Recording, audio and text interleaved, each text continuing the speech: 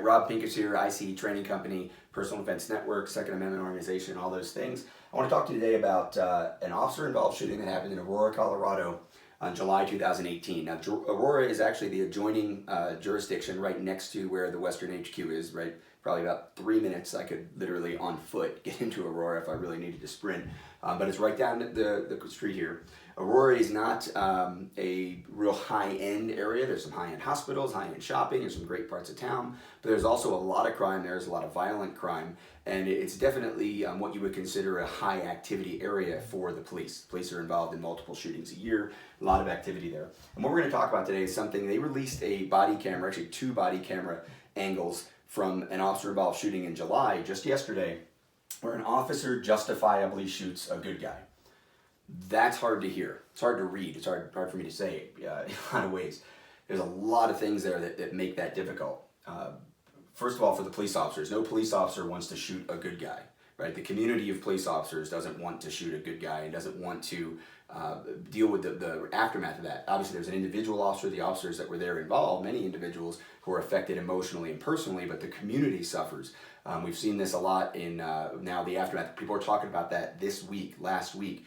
The officer that shot the security guard in Chicago, where everybody is 100% sure that was an officer that shot a good guy. Remains to be seen whether reasonable people will think, yeah, that was justified, that makes sense, or will they say, no, that was completely ridiculous. In Alabama, something happened where an officer shot an individual in a group setting, and there's still a lot of different stories, a lot of different angles to that, but we're not sure that another officer didn't shoot a good guy, and we don't know if it was justified if he did. In this case, I do think you'll agree with me at the end of this video here that the officer was justifiable in shooting a good guy. Now, from the good guy side, this is hard to hear, right? Because if you're an armed citizen, you have a gun staged in your home, you carry a gun in a public space. If you're a gun rights advocate, if you're any kind of civil rights advocate, the idea that a police officer would take the life of a good guy and someone who wasn't a threat to them, but was justified in doing so, is also hard to hear. So I want to talk about 4 aspects of this, not just show the video. I think it's incredibly important that the video is out there because we can learn from it, but I really want to talk about 4 things. First, interacting with law enforcement while armed. I make the point a lot. Today there are over 30 million people who can legally carry a defensive firearm in the United States of America. You go back one generation, you go back 30 years ago, and there might have been 2 million, right? There were still over a dozen states where you couldn't legally carry a gun concealed at all. When I went through the police academy in the 1990s, there wasn't a lot of talk about how to interact with legally armed people. And I don't think we do a great job at the basic concealed carry level of teaching armed citizens how to interact with law enforcement while armed. Now, we've put together a distance education course at Personal Defense Network. We've got a DVD by the same title.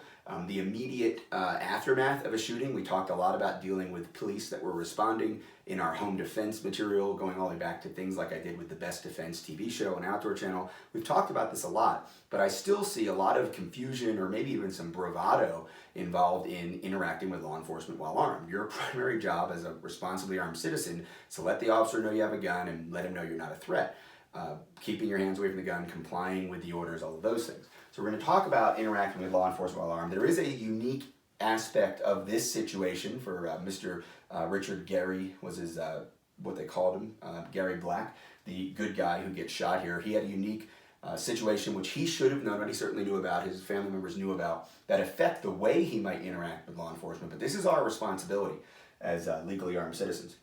We're going to talk about officers' actions under stress. A lot of times I'll see people sort of attack the law enforcement community and say, oh, well, they're reckless, or they're bloodthirsty, or they're panicky, or they're scared, or they were nervous, and all these things. Sometimes it's true. I think of the officer involved in the shooting I'm forgetting his name right now, but the officer involved in the shooting in Minneapolis, in Minnesota, where the gentleman who was in a car with his girlfriend with the child in the back who got killed, pulled over, suspect with an armed robbery. That officer certainly appeared panicky, nervous, all of those things. We're going to talk about that in this situation because I don't think that's the case with the officers in Aurora.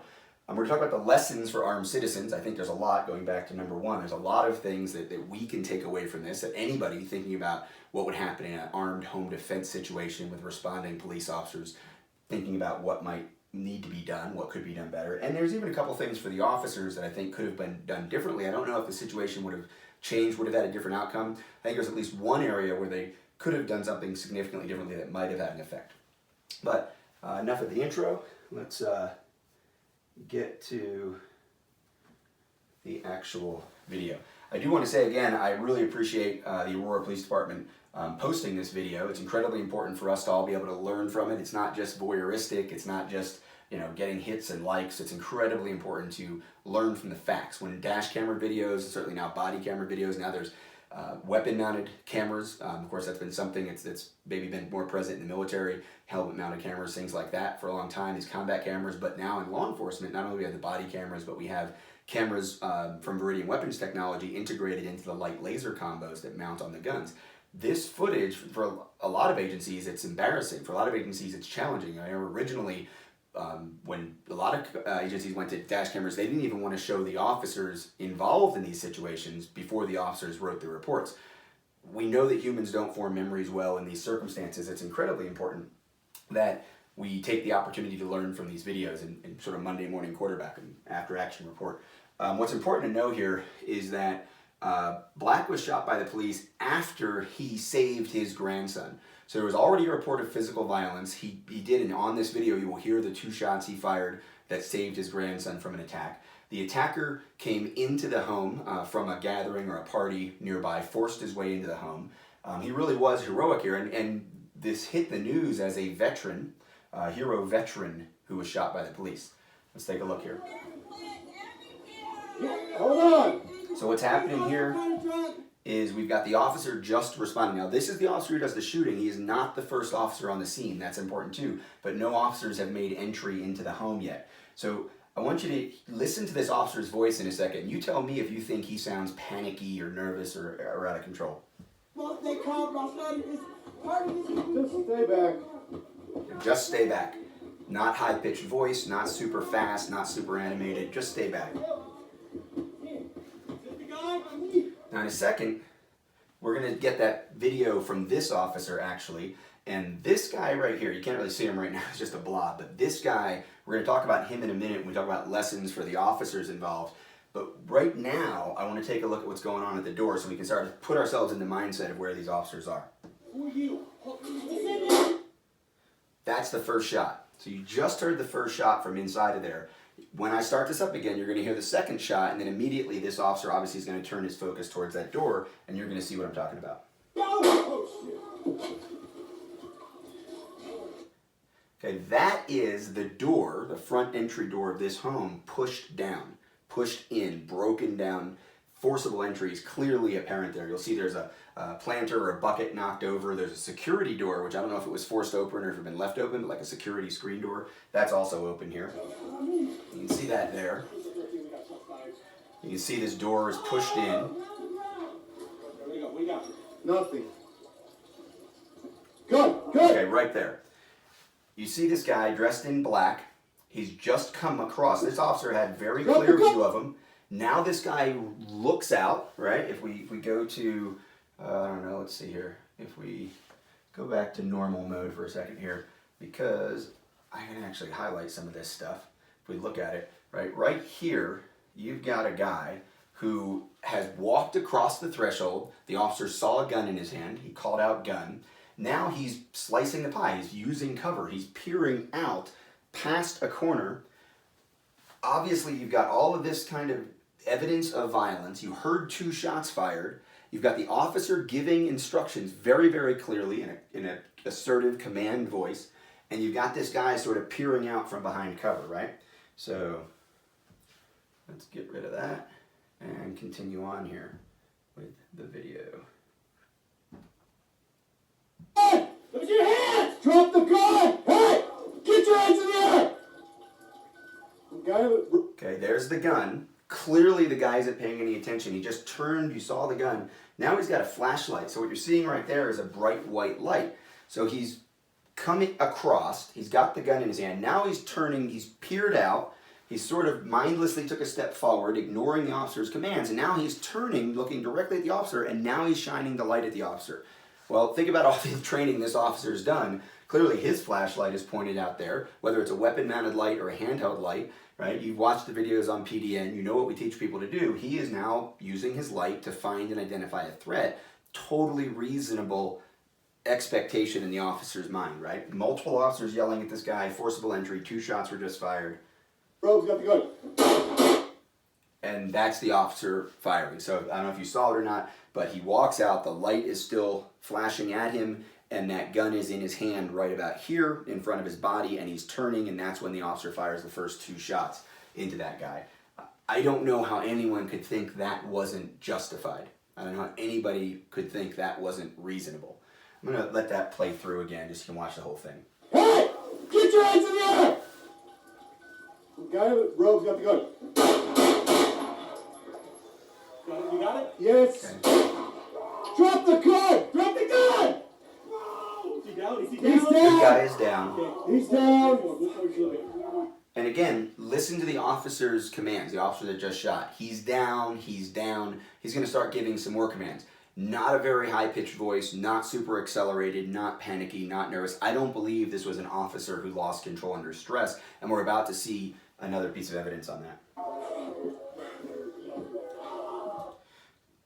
I want you to see, I just rewound that. Right here.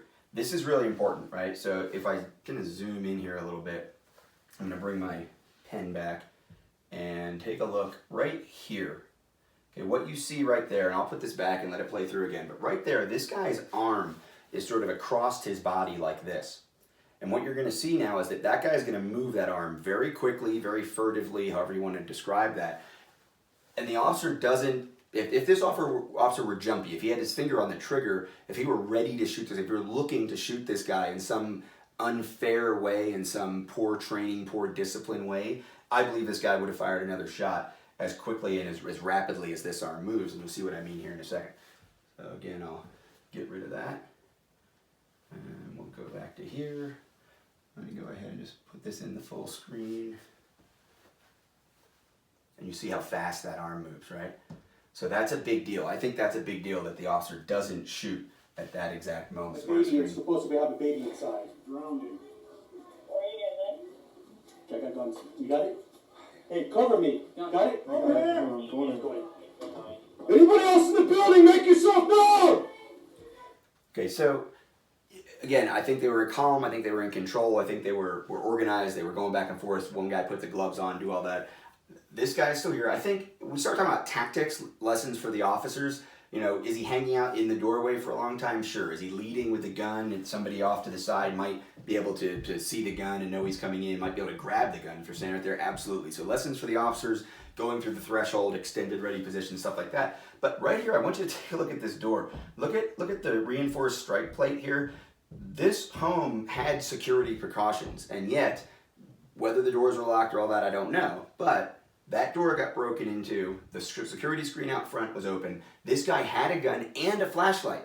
This guy had thought about what to do. The guy right there who was dying at this point in the video, he had been trained, he secured his home, he thought about what to do. So what are the lessons for the armed citizen? Well, obviously he didn't comply. Now you may already know this, or maybe you don't, but he was hard of hearing, if not deaf. Hard of hearing, if not deaf. He knew that. I don't know if he was emotionally overwhelmed by whatever he saw and whatever he had to do when he shot to defend his grandson. I don't know if you might think, well, even if he could hear a little bit, shooting inside of that enclosed bathroom might have caused a problem if auditory exclusion didn't kick in. Maybe auditory exclusion would have been a factor for you, even though you're not hard of hearing, if not deaf.